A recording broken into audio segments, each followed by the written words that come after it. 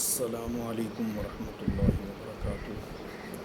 آج میں آپ لوگوں کو خواب کے اندر گھر دیکھنے کی تعبیر بتاؤں گا کہ اگر بندہ خواب کے اندر گھر دیکھتا ہے، کوئی بلڈنگ دیکھتا ہے اور یہ خواب کے اندر اس کو دکھایا جاتا ہے کہ یہ گھر ہے، یہ گھر کی چار دیواری ہے یا گھر کی بلڈنگ ہے، تو اس کی کیا تعبیر ہے؟ اس سے پہلے اگر آپ لوگ ہمارے چینل پر نیو ہیں تو چینل کو سبسکرائب کر لیں اور ساتھ والے بیل آئیکن کے بٹن کو کلک کر دیں تاکہ ہر نئی آنے والی ویڈیو سب سے پہلے آپ کو موصول ہو سکے۔ دیکھیں خواب کے اندر گھر دیکھنا کیسا ہے۔ علامہ ابن سیرین رحمۃ اللہ علیہ فرماتے ہیں کہ اگر گھر کے اندر یہ دیکھتا ہے کہ خوبصورت گھر ہے اور بہترین قسم کا گھر ہے، تو اس کی تعبیر یہ ہے کہ اللہ تعالیٰ اس کو مال و دولت سے نوازیں گے، اللہ اس کو مالدار کریں گے، مال اس کو عطا فرمائیں گے، دولت اس کے پاس آئے گی۔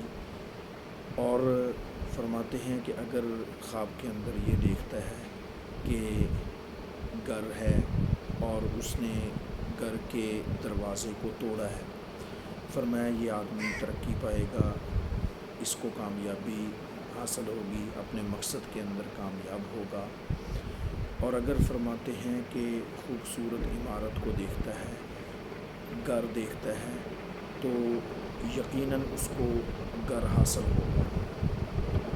بندے کو بھی چاہیے کہ اللہ تعالیٰ سے جب مانگے تو کھلا گھر مانگے۔ ترمذی شریف کی حدیث پاک میں ہے، نبی پاک صلی اللہ علیہ وسلم نے ارشاد فرمایا کہ جب بھی تم اپنے رب سے مانگو، اپنے رب سے دعا کرو، تو اپنے لیے گھر کھلے ہونے کی، یعنی کھلا گھر مانگو، کھلے گھر کی دعا کرو، کیونکہ اللہ تعالیٰ دینے والے ہیں۔ اللہ تعالیٰ جب دینے والے ہیں، عطا فرمانے والے ہیں، تو اللہ تعالیٰ کے سامنے پھر انسان کو چاہیے کہ کھلا اور کشادہ گھر مانگے۔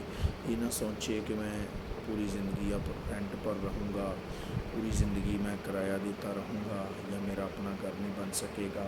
میں دنیا کے اندر آیا ہی اس لیے ہوں کہ میں رینٹ کے اندر ہی گھر لوں اور اسی طرح پریشانی کے اندر، مشکلات کے اندر زندگی بسر کر کے اس دنیا سے چلا جاؤں۔ ایسی بات نہیں ہے۔ اللہ تعالیٰ سے انسان کو دعا کرنی چاہیے اور کھلا اور کشادہ گھر مانگنا چاہیے۔ تو بہرحال اگر انسان خواب کے اندر یہ دیکھے کہ خواب کے اندر خوبصورت بلڈنگ ہے، گھر ہے اور گھر اس کو دکھایا گیا ہے، تو انشاءاللہ اس کو بہترین قسم کا گھر اللہ تعالیٰ عطا فرمائیں گے۔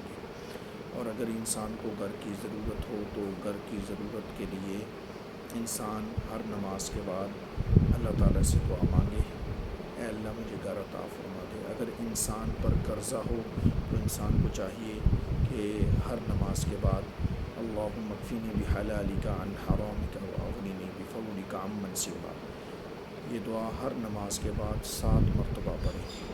تو ہر فرض نماز کے بعد 7 مرتبہ پڑھنے کے بعد پھر اپنے قرضے سے خلاصی کے لیے، اپنے حالات میں بہتری کے لیے دعا کرے، تو انشاءاللہ اللہ تعالیٰ عطا فرمانے والے ہیں۔ وہی رازق ہیں، وہی خالق ہیں، اسی نے پیدا کیا ہے، وہی عطا فرماتے ہیں۔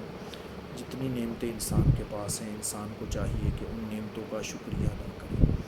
اور شکریہ کیسے ادا ہوتا ہے؟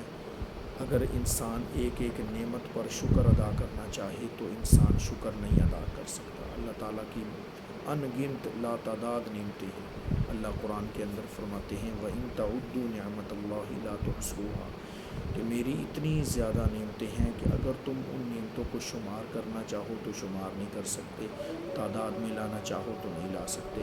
تو انسان یہ کہے کہ اللہ میرے پاس جو کچھ ہے، جو کچھ تو نے مجھے عطا فرمایا ہوا ہے، یہ سارا کچھ تیری ہی عطا ہے، مجھے اجازت دیجیے۔ اللہ اکبر اللہ